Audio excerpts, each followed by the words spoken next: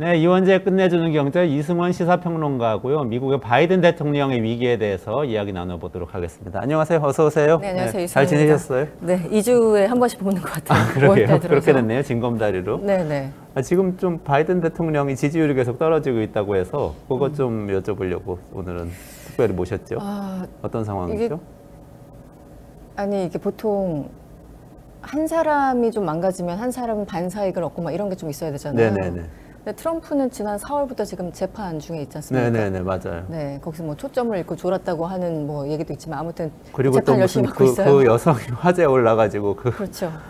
그래서 트럼프가 저렇게 망가지고 있으면 어쨌든 재판을 받고 있으면 반사이익이라도 얻어야 되는데 바이든은 스스로의 지지율을 알아서 까먹고 있는 그런 상황. 그래서 정말 뭐 저희들도 선거 때마다 왜 이렇게 찍을 사람이 없냐 이렇게 푸념을 늘어놓지만 이번 미국 대선처럼 정말 매력적이지 않은 양당의 후보들이 이렇게 나란히 국민들을 이렇게 실망시키는 경우가 과연 있었나 이런 생각이 들 정도로 네, 바이든의 지지율도 추락하고 있습니다. 네. 대충 뭐 말씀을 좀 드리면 사실은 그 경합주가 제일 중요한 거잖아요. 다른 데는 이미 사실 정해져 있고 경합주 6개가 가장 중요하고 여기서 당락이 결정되는 거죠. 그런데 지금 그 대의원, 그러니까 그 선거인단이 270명이 넘어서야지만 이제 대통령으로 당선되는데 현재 바이든은 이미 뭐 저 캘리포니아나 이렇게 바이든 찍을 사람들 빼고 그 쭉 해봤더니 270명 중에서 지금 45명 정도가 모자라요. 근데 트럼프 같은 경우는 현재 지지율 기준으로 그래서 225명을 확보한 상태에서 45명을 더 채워야 되는데 이 45명이 결국은 경합주에서 이제 와줘야 되는 거죠. 전체 선거인단 540명이고 주별로 선거인단이 다 있는데 지금 지지세를 얻고 있는 주들 거를 다 선거인단 합치면 270이 넘어서야 사실 과반이니까 당선되는데 그중에 한 45명 빠진다. 그러니까 바이든 트럼프도 270명을 확보해야 되는데 지금 쭉 뭐 CNN이나 외신 등에서 분석을 해봤더니 바이든은 45명이 지금 모자라고 오히려 트럼프가 조금 우세해요. 한 10명 정도를 더 확보하고 있어요. 지금. 바이든보다 10명 더 많이. 하지만 270명까지 다가가지 못했네요. 트럼프도. 그러니까 서로 지금 뭐 한 3, 40명 요 선에서 엄청나게 격렬하게 싸워야 되는 그런 상황이에요. 그러니까 경합주가 더 중요하죠. 그래서 요즘 여론조사 보면은 다른 데 조사 거의 안 하고 경합주만 이제 모아서 하는 경우도 있거든요. 그래서 최근에 지난달 28일부터 이달 9일까지 이 뉴욕타임즈와 시에나 칼리지 이런 데서 이제 공동 여론조사를 했어요. 근데 유권자가 4,097명이었고요. 근데 이 경합주 6개 가운데 단 한 곳만 빼고 트럼프가 다 이겼어요. 그래요? 특히 네바다랑 조지아 같은 경우에서는 오차 범위 밖으로 해서 아예 이제 압도하고 있고 미시간, 애리조나, 펜실베니아에서도 뭐 오차 범위 내긴 하지만 트럼프가 앞서고 있습니다. 그래서 지금 위스콘신 딱 한 곳만 남겨두고 다 트럼프가 이기고 있으니 바이든 입장에서 정말 속이 타죠. 그러네. 그 네바다는 사실 우리나라로 따지면 제 생각엔 한 경기도하고 비슷한 것 같아요. 그러니까 민주당이 예전에는 왔다 갔다 하던 주였는데 최근 한 1, 20년은 계속 민주당이 됐던 것 같은데 경기도 우리나라에서 민주당이 계속 최근에 이기는 것처럼 보니까 그런데 더 됐어요. 네바다도 저도 이제 헷갈려가지고 찾아봤더니 한 20년 동안 지난 20년 동안 대선에서는 뭐 중간 선거에서 잘 모르겠습니다만 대선에서는 네바다가 그래도 어쨌든 근소한 차라도 민주당 쪽에 계속 했다가 지금은 네바다에서도 지고 있으니까 상당하죠. 근데 사실 네바다가 그 선거인단이 6명밖에 안 돼서 그렇게 크진 않지만 지금 한 석이 중요한 거니까 한 명이 중요한 거니까 그리고 이제 상징성이 있는 거죠. 20년이나 지지했던 그 주에서 민주당에 등을 돌렸다라는 건 굉장히 아픈 일이죠. 바이든 입장에서는. 네바다가 캘리포니아 바로 안쪽에 그곳이죠. 우리 게임하러 가는 게임 라스베가스가 있는 네바다. 사막만 있는 곳인 것 같긴 한데 정치적으로는 중요한 곳이네요. 저는 근데 사실 조지아 얘기가 더 흥미롭네요. 조지아 저번에도 한번 말씀 주셨었는데 아틀란타에 굉장히 많은 벤처 기업들도 오고 그렇죠. 뭐 젊은 사람들도 오고 그래가지고 굉장히 조지아가 옛날에는 사실 조지아 노예주잖아요. 그렇죠. 옛날 남부 빨간 주죠. 그래서 굉장히 보수적인 데였는데 최근에 민주당 지지하고 좀 혁신적인 분위기 이렇게 바뀌었다 그랬었는데 다시 또 지금 공화당 지지로 돌아섰다는 거예요. 지금 제가 기억하기로는 조지아가 2016년에 트럼프를 뽑고 2020년에는 바이든을 뽑고 정말 왔다 갔다 하는 그런 주로 제가 기억을 하는데 조지아와 네바다는 어쨌든 지금 트럼프가 오차범위 밖에서 압도적으로 이기고 있으니까 급해졌습니다. 그래서 지금 위스콘신 한 곳, 지금 6개 중에 한 곳만 이겼다고 했잖아요. 위스콘신이 이제 10석을 갖고 있는 성원에 대한 10명이 할당된 곳인데 여기도 오차범위 내, 그러니까 47대 45로 근소하게 이기고 있어서 이거 이겼다고 말하기가 민망하죠. 여론조사 결과지만. 네. 그런 상황입니다. 그러니까 전반적으로 말씀드리면 트럼프가 재판을 받고 있음에도 불구하고 바이든은 추락하고 있다. 그러네요. 한마디로 비호감 선거 같은 분위기가 좀 나네요. 그러니까 누가 더 싫어 선거? 네, 맞아요. 네. 제가 싫으니까 얘를 어쩔 수 없이 찍는다. 뭐 약간 이런 느낌이죠. 비호감 선거에서는 지지층이 얼마나 결집하느냐가 또 중요한 변수가 되는데 보니까 저번에 한번 말씀 주셨지만 아랍 출신하고 무슬림 유권자들은 또 등을 돌리고 있다면서요. 그 뉴스 제가 봤어요. 역시 같은 여론조사예요. 뉴욕타임즈와 세나 칼리지에서 했더니 무슬림 뭐 혹은 아랍 출신 이 유권자들을 대상으로 물어봤습니다. 그랬더니 트럼프가 57, 바이든이 25, 2배가 넘어요. 그래요? 네, 숫자 좀, 어떻게 그렇지? 좀 잘못된 것 같은데, 그러니까 이게 조사마다 뭐 CBS냐, 뉴욕타임즈냐, CNN이냐 조사가 좀 다르긴 합니다만 이 조사가 좀 튀는 조사인 것 같은데 어쨌든 이 보도에 따르면 이 무슬림 출신들이 압도적으로 트럼프 대통령을 많이 지지하는 걸로 나옵니다. 뉴욕타임즈 조사에서요? 네네. 그러니까 샘플링 문제가 있을 수는 있지만 네네. 그 정도 차이가 나면은 그래도 경향적으로 그렇죠. 어쨌든 상당히 앞서고 있다. 왜냐하면 원래 민주당 지지를 많이 하던 곳이잖아요. 그렇죠. 그게 아무래도 트럼프는 이스라엘 편을 막 대놓고 들고 그렇죠. 그렇기 때문에 좋아할 수가 없을 것 같은데 이건 약간 홧김에하는 그런 여론조사도 있잖아요. 그렇죠. 약간 그런 효과가 분명히 있는 것 같아요. 그래서 이 같은 이제 조사를 쭉 말씀드리면 6개 경합주라고 말씀드렸고 18세에서 29세까지 이 젊은 층도 그렇고 또 히스패닉 유권자들 워낙 많잖아요. 또 이민자들 많으니까. 여기서는 그러니까 젊은 층과 히스패닉만 봤을 때는 바이든과 트럼프가 약간 동률. 근데 압도적으로 바이든과 민주당 쪽에 표를 주던 사람들이었는데 이분들도 역시 이 트럼프가 지금 어쨌든 동률로 나온다는 거는 역으로 바이든한테 굉장히 안 좋은 얘기 되고요.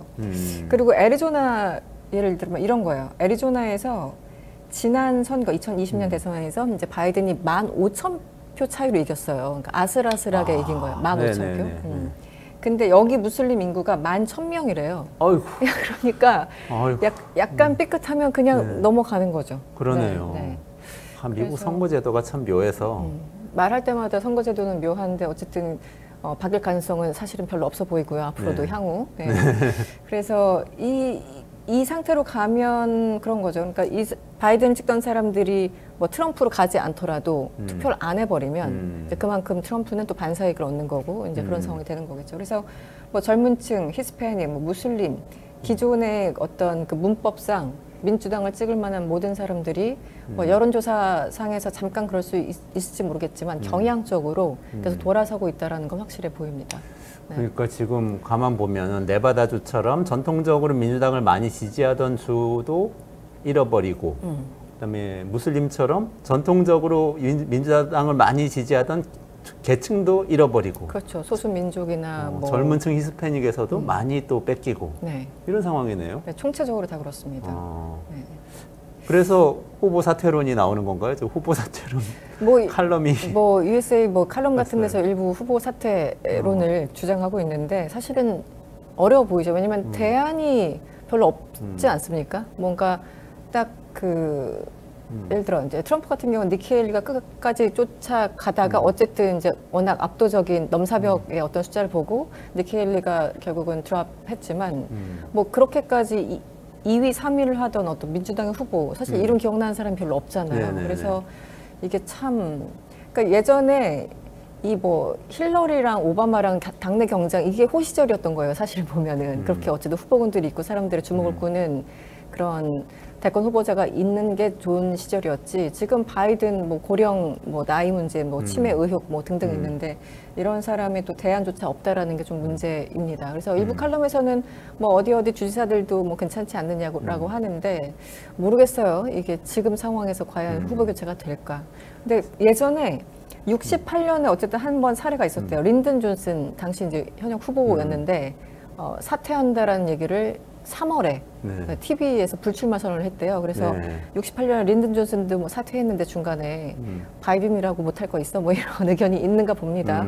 그런데 지금 상황에서는 좀 어려워 보이죠. 제가 보니까 제가 그 얘기 하셔가지고 열심히 찾아봤어요. 네. 그랬더니 연초에 1월달 뉴욕타임즈에서 얘기를 꺼냈더라고요. 뉴욕타임즈의 칼럼니스트가 팟캐스트에서 막 얘기를 했는데 저희가 그걸 보니까 미국 선거제도 진짜 묘한 거예요. 왜냐하면 이 선거인단 예비선거를 쭉 하잖아요. 민주당, 공화당 양쪽이 모든 주에서 다 했잖아요. 그러면 다 이긴 선거인단 숫자가 있잖아요. 그럼 그 선거인단 숫자대로 그 8월 달에 열리는 전당대회, 그 전당대회, 내셔널 컨벤션, 데모크라틱 내셔널 컨벤션, 뭐 공화당 컨벤션 양쪽에 가가지고 거기서 우리 주는 예를 들면 캘리포니아 주는 바이든한테 투표하기로 이미 예비선거에서 결과가 나왔기 때문에 우리는 바이든한테 투표합니다 하고 투표를 하잖아요. 근데 그게 의무가 아니래요. 선거인단이 현장에 가서 마음대로 바꿀 수 있다는 거예요. 그 배신 투표라고 하나요? 그런 경우가 있긴 있다고 하는데 그래도 이 전체 판세를 뒤집을 만큼 배신 투표가 많지는 않았다고 하네요. 근데 어쨌든 뉴욕타임즈의 그 얘기를 보니까 무슨 얘기냐면 이렇게 가면 그대로 지는 거예요. 어차피 지니까 바이든 대통령이 결단을 해라. 무슨 결단이냐면 그냥 후보를 사퇴하고 그 자리에서 그게 규정이 민주당 규정이 이렇게 돼 있더라고요. 전당대회 시작해서 후보가 선출될 때 끝난다. 그 후보 선출 안 돼. 과반수를 얻어야 후보가 선출된다. 이렇게 돼 있어서 1차 투표에서 못 정하면 2차, 3차, 4차, 5차, 100차까지도 계속 해야 된다는 거예요. 그래서 그 이벤트를 해서 누구라도 그 사이에 민주당 전당대회에서 당선될 수 있도록 하자 이렇게 얘기를 하더라고요. 근데 보니까 1952년에 아이젠하워가 공화당에서 한번 그렇게 했더라고요.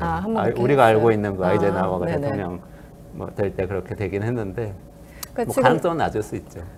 그렇죠. 그러니까 기술적으로 테크니컬리 가능할 수는 있는데 사례도 많지 않고 대안이 없기 때문에 그러니까 뉴욕타임즈도 그렇고 최근에 그 USA 투데이인가요? 거기서 나왔던 칼럼도 그렇고 어쨌든 가능하니까 시도라도 한번 해봐라 아니면 그냥 무난하게 진다 뭐 이런 거잖아요. 그 얘기죠. 그래서 그 칼럼이 참 재밌었던 게 USA 그 칼럼이 지난 2020년은 당신이 지금 나오네요. 당신이 대선 후보로 나오면서 트럼프를 패배시켰고 이번에는 안 나옴으로써 트럼프를 패배시킬 수 있다. 뭐 이런 대목이 있던 것 같아요. 표현이다. 그래서 이거 훌륭한 문장인데. 아까 그 칼럼 제목 보니까 그것도 트럼프로부터 미국을 구출할 수 있는 유일한 방법. 그것은 당신이 사퇴하는 것입니다. 이렇게. I save America 뭐 이렇게 써놨네요. Save America from Trump 이렇게. 그래서 네가 그만두면 우리 이길 수 있어. 이렇게 노골적인. 뭐 칼럼이면 저 정도 톤으로 써줘야죠.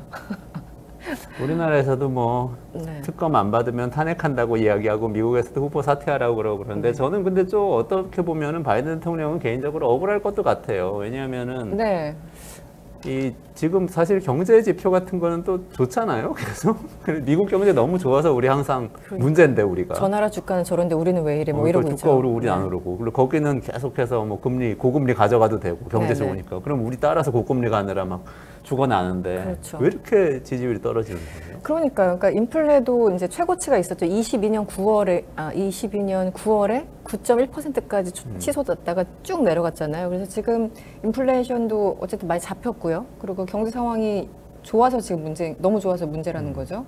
그래서 뭐 금리도 못 내린다라고 얘기를 하고 있고 주가는 25%가 상승했대요. 최근 이제 바이든 임기 중에. 그리고 아까 말씀드린 것처럼 트럼프는 지금 4월 중순부터 뉴욕에서 뭐 형사재판 받고 있고 그런데 이 모든 보통 이제 경제가 가장 중요한 거잖아요. 그런데 체감 지수가 완전히 다른 거예요. 그러니까 뭐 많이 잡았다고 하고 뭐 3%대라고 하더라도 사람들은 미국에서 가장 중요한 거는 이제 그 가스비, 그 기름값하고 뭐 부동산, 생활비 이런 거잖아요. 정말 체감 지수. 그런데 아까 네바다도 사실은 코로나 이후에 이제 관광업이 타격을 받으면서 그 이후에 뭐 부동산이든 물가든 뭐든 다 안 잡히니까 네바다에서 민심이 확 돌아섰다는 겁니다. 그래서 지금 여러 가지 지표는 괜찮지만 국민들이 느끼는 체감, 뭐 특히 이제 생활비, 부동산 이런 것들 때문에 경제가 안 좋다고 느끼고 있고 그래서 실제 여론조사를 하면 한 35%만 경제가 좋아졌다고 하지 65%는 거기에 동의하지 않고 있어요. 그러니까 이게 CBS 조사였는데 그리고 지금 불법 이민자 문제도 굉장히 심각하죠. 네. 그리고 사실은 트럼프가 유권자들한테 어필하고 있는 부분이 불법 이민자들을 당장 내쫓겠다. 그들은 범죄자들이다. 뭐 이렇게 세게 얘기를 하고 있잖아요. 그래서 나중에 이제 바이든도 여기에 대해서 좀 어필하기 위해서 국경지대도 가고 이랬었는데 네. 불법 이민자가 여전히 세도하고 있는 것도 문제고 또 이제 지금 뭐 몇 달간 얘기를 하고 있지만 이스라엘과 하마스 그 전쟁에서 이스라엘에 보이는 바이든 정부의 어떤 태도에 대한 어떤 외교 정책 이런 것들 그러니까 복합적으로 바이든이 표를 얻을 수 있는 게 별로 없어 보이더라고요. 근데 하나하나 이제 따져보면 그리고 참 재밌었던 게 그 아까 말씀드렸던 이제 이건 다른 건데 하버드대 미국 정치연구소가 어떤 여론조사 기관과 같이 조사를 했는데요. 응답자의 53% 그러니까 과반 이상이 바이든의 현재 대이스라엘 정책이 국익보다는 국내 정치에서 좌지우지된다고 생각한다라는 답변이 있었어요. 그러니까 국민들이 그렇게 생각한다는 국민들이 거잖아. 53%가 그러니까 이것도 굉장히 아픈 거죠. 그러니까 대이스라엘 정책 자체도 문제지만 이게 국익에 무슨 문제가 있는 거야? 아니잖아. 네. 너 지금 대선 앞두고 네 정치, 국내 정치 때문에 지금 이러고 있는 거잖아. 그러니까 이런 인식 때문에 전반적으로 그러니까 내부적으로도 그렇고 외부 정책도 마찬가지고 국민들은 이제 마음 줄 곳이 없어진 그런 상황이 아닌가 싶습니다. 네. 대학생들이 들고 일어나서 시위하는 것도 그런 굉장히 크죠. 거죠? 네네. 네. 그래서 지난 19일에 그 이제 조지아주 네, 경합주. 6개 경합주에 있는 하필이면 이 학교가 조지아주에 있었어요. 네. 이 조지아주에 있는 그 애틀랜타 모어하우스대 졸업식에 갔어요. 네. 그래서 졸업식 연설을 한 건데 5월 19일인가 바이든 대통령이. 네, 바이든 네. 대통령이. 근데 이 학교에서도 이제 항의 시위가 있었고 이 학교가 왜 그 유서깊냐면 흑인 남성들만 다니는 학교라고 합니다. 그래서 굉장히 오래됐고 유명한 학교예요. 그러니까 이제 흑인들이 조지아주죠, 학교죠. 이러니까 안 갈 이유가 없는 거예요. 반전 시위가 지난 4월 18일부터 컬럼비아대에서 시작돼서 전국적으로 네. 지금 확산되는 거잖아요. 그래서 네네네. 지금 한 3,000여 명이 체포되거나 구금된 그런 상황이라고 해요, 학생들이. 그런데 그동안에는 이달 초만 해도 굉장히 좀 시니컬한 평화적인 시위는 내가 지지하지만 폭력은 반대한다 이런 식으로 얘기를 했다가 이번에 뜨거하고 이제 졸업식에 가서 한 얘기가 뭐 이런 거예요. 이제 가자지구의 인도적 위기를 언급하고 또 나는 평화적이고 비폭력적인 시위를 지지한다. 당신들의 목소리는 전달돼야 하고 난 그것을 듣겠다고 약속한다. 뭐 이런 얘기를 하면서 당장 이달 초에 있었던 발언에서 훨씬 더 누그러진 어떤 톤의 변화를 느낄 수 있는 거예요. 그러니까 그만큼 학생들이 그리고 유색인종들이 본인에 대해서 굉장히 그 등을 돌리고 있다는 걸 알고 있기 때문에 톤 조절을 분명히 한 거겠죠. 이 졸업식을 끝까지 찾아가서.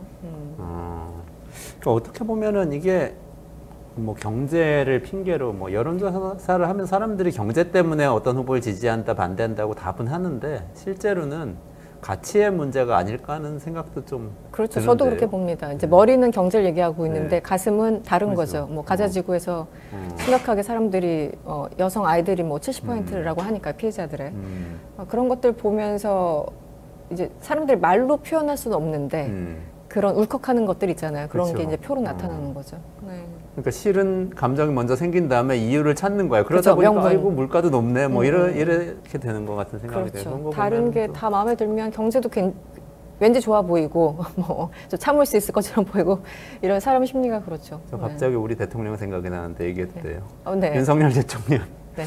기자회견 할 때 우리 민생을 잘 챙겨야 한다는 점에서 굉장히 성찰하고 앞으로 더 잘 챙기겠습니다 했는데 사람들은 사실 말로는 경제 어렵다 얘기는 하지만 실제로 마음은 좀 이렇게 공정하게 본인이나 본인 가족에 대한 수사도 받고 그랬으면 좋겠다. 뭔가 가치가 있는 제대로 가치가 서 있는 나라였으면 좋겠고 그런 사람 리더면 좋겠다 이런 생각이 아니었을까 뭐. 그렇죠. 이런 생각이 들고 바이든도 마찬가지죠. 마찬가지죠. 네. 그런 사람 죽이고 이런데 우리가 가담해도 되는 거냐 이런 질문으로부터 이렇게 여러 지지율 하락이 나온 게 아닌가?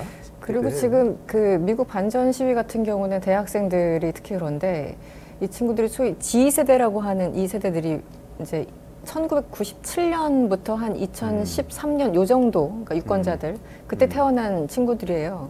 근데 네네. 이제 분석해 보면 911 그러니까 9.11 테러가 2000년에 발생했지 않습니까? 그래서 이제 이 친구들이 태어나서 얼마 안 됐을 때 테러가 발생했고, 2008년에 금융위기가 발생했고, 2020년에 코로나가 발생했어요. 그러니까 이 모든 것들을 겪어오면서 산 이제 세대들이기 때문에 어떤 기성세대들과의 가치관이 좀 다를 수밖에 없겠고, 그러네요. 특히 금융위기라는 거는 미국의 재정적으로 위기였지만 어떤 국가적인 위상으로서도 굉장히 흔들거리는 그런 사건이었잖아요. 그때 이제 G2라고 해서 중국이 치고 올라오기 시작한 게 2008년 네. 금융위기지 않습니까? 네네네. 그래서 그 예전만큼 미국에 대한 어떤 뿜뿜한 애국심, 뭐 무조건 뭐 USA 뭐 이런 느낌보다는 어렸을 때부터 뭔가 조금 흔들리는 불안한 상황에서 이제 자라온 세대들인 거고, 그리고 예전에 뭐 베트남전 이때만 해도 보통 이제 백인 남성들 위주의 그 68년대 그때 보면 이제 반전 시위였다면, 지금 보면 유색인종들이 한 48%? 이 친구들 지금 유권자들을 보면. 그래서 그러니까 인종구성도 바뀌었고. 네. 그러니까 나랑 같이 공부한 애들이 늘 백인이었던 그 기성세대, 부모님 세대가 아니라 이 친구들은 내 옆에 있는 애가 그냥 팔레스타인 출신이야. 그렇죠. 네. 뭐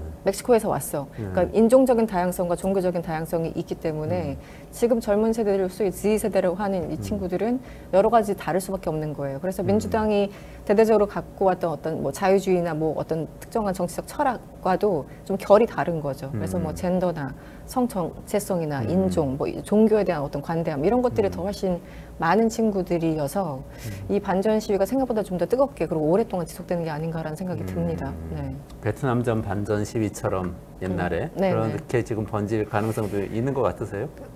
그만큼은 아니겠죠. 그만큼은 아니겠는데 지금 그래도 그 동서부 남부까지 해서 지금 뭐 100여 개라고 하는 언론 보도도 있고요. 그래서 지금 체포된 사람만 한 달 만에 2,900명이 넘어서니까 사실은 최근에 이런 사건은 별로 없었잖아요. 대학에서 그렇죠. 이렇게 장기간 지금 4월 18일부터 시작해서 한 달이 넘어가는데 그렇죠. 이렇게 많은 사람들이 가담하고 또 경찰이 콜롬비아대 같은 경우 실제로 진압해서 체포하고 이런 상황들을 어떻게 보면 이 세대에서도 본인들도 처음 경험하는 일일 겁니다. 그래서 뭐 강도는 모르겠습니다만 상당히 지속될 것이라는 생각이 들고, 그리고 졸업식까지 사실 취소된다는 거는 인생에서 딱 한 번이 그렇죠. 졸업식인데 이 사람들한테는 이게 이제 평생 어떤 기억으로 남겠죠. 그래서 사회적인 어떤 문제 제기를 할 때도 이 기억이 굉장히 가서 어떤 정치적인 어떤 변화를 이끌어내는데 상당한 좀 뭐 시발점이 되지 않을까라는 생각도 들고요. 네. 이제 결국 졸업해서 사회생활 하다 보면은 사회적인 목소리가 더 커질 테고, 그렇다면 지금 이 대학생들의 가치관이 미국 사회에 반영이 되겠죠. 그래서 굉장히 좀 흥미로운 정치 변화의 어떤 그 씨앗들이 아닌가? 뭐 이런 생각도 듭니다. 그러네요. 네. 그게 참 바이든이 어렵겠다는 생각이 드는 게, 원래 바이든 통합 후보잖아요. 그러니까 예전에 버니 샌더스 같은 굉장히 진보적인 후보도 네네. 있었고, 또 민주당 안에도 뭐 자유무역 옹호하고 이런 클린턴주의자들이 있고, 그렇죠. 그러니까 이 사람들 다 끌어안아서 얼기설기 모아가지고 당선된 대통령이란 말이죠. 근데 지금 쫙 갈라지는 것 같아요, 이 사람들이. 한쪽에서는 그렇죠. 인종차별을 오히려 더 하고 국경을 막아야 된다고 민주당 내에서도 얘기하는 사람들이 있는데, 네네. 한쪽에서는 말씀하신 그 새로운 세대는 또 옛날에 버니 샌더스 같은 대상은 없고 그냥 자기들은 그냥 막 떨어져 나가고 있어, 이런 상황인 것 같네요. 실제 이 G세대가 지난 2020년에 그때 샌더스 후보를 바이든보다 압도적으로 지지했어요. 네. 당시 어떤 조사를 봤을 때 샌더스가 42%를 지지율을 받았고 그 세대에서. 그때 바이든은 14%였어요. 근데 이제 샌더스가 가니까 어쩔 수 없이 차선으로 바이든을 선택했을 뿐이죠. 네. 그러니까 확실하게 본인들의 가치관에 맞는 후보는 아니었는데 어쨌든 트럼프보단 나으니까, 뭐 공화당보단 나으니까 이런 거죠. 네. 반전 카드가 있을까요? 아니요. 진짜 이게 맨날 이렇잖아요. 이게 평론하는 사람들은 누가 이기나 뭐 한번 점쳐보자. 우리 이 자리에서도 한번 점쳐보기도 했는데, 지금 이 추세로 가다가는 정말 트럼프가 되는 게 아닌가라는 생각이 들어요. 저는 케네디까지 영입해가지고 오픈 프라이머리, 오픈 컨벤션, 그러니까 그 공개 경선, 바이든 사퇴하고 그렇게 하는 정도까지 안 하면 어려울 것 같은데. 그렇죠. 바이든이 정말 깜짝 사퇴하지 않는 한 반전 카드가 있을까 싶기도 하고, 지금 당장 이스라엘 정책을 바꿀 것 같지 않고. 그렇습니다. 네. 어려운 상황이네요. 네. 한 가지만 간략하게만 짚어봐요. 그러니까 바이든이 이렇게 고생하고 있는데 미국에서 중국 시진핑하고 러시아의 푸틴 사이에는 또 뭔가 러브라인이 오가는 것 같기도 하고 신경전이 오가는 것 같기도 하고, 정상회담이 있었잖아요. 둘 다죠. 네. 의기투합을 한 거죠. 어떻게 된 거죠? 푸틴이 어쨌든 이제 연임하고 거의 짜르 위치에 이제 올라가지고 가장 먼저 순방한 그 해외 순방국이 이제 중국이라는 데 의미가 있는 거고 네. 지난 16일부터 17일까지 1박 2일 동안 이제 갔습니다. 네네네. 그리고 이제 재밌는 게 여기서 만나서 하얼빈 쪽에 가서 가까운 평양까지 들렀다가 김정은 만나고 모스크바 가는 게 아닌가라는 이제 상상력이 발휘되긴 했었는데 바로 그냥 갔어요. 예, 중국에 있다가 그러니까 북한 안 갔다는 얘기죠. 그런데 그 지금 뭐 경제가 전쟁 이후에도 나쁘지 않다고 하지만 어쨌든 석유와 천연가스 팔아서 먹고 사는 이제 러시아 입장에서는 하나라도 더 팔아야 되는데 그래서 이번에 중국과 큰 이제 가스관 관련해 가지고 계약을 체결할 거라고 기대를 했는데 이번에 성사가 안 됐어요. 그래서 조금 실망한 상황에서 갔고 여기에 대해서 이제 언론들은 지금 시진핑이 그 푸틴이 어쨌든 공공한 상황이라는 걸 알기 때문에 시진핑이 뭔가 시간을 좀 더 끌면서 딜을 하려고 하는 거 아닌가. 그러니까 가스관 하나를 설치하더라도 뭐 석유를 수입하더라도 조금 더 좋은 조건에서 하려고 했던 게 아닌가. 그래서 굉장히 화기애애하고 여러 가지 수사들이 있었지만 알맹이는 살짝 빠졌다. 그리고 시진핑은 시간 나의 편이다라고 생각하고 있다라는 게 이번 그 중국과 러시아 정상회담에 대한 관전평이 아니었나 싶습니다. 네네. 뭐 이렇게 의기투합해서 팀업 딱 해가지고 뭔가 네. 일단 미국 봐라 우리 이렇게 친하다라고 과시하긴 했는데 과시했지만 내용은 시진핑이 이제 계산기를 두드리고 있는 거겠죠. 네. 그렇군요.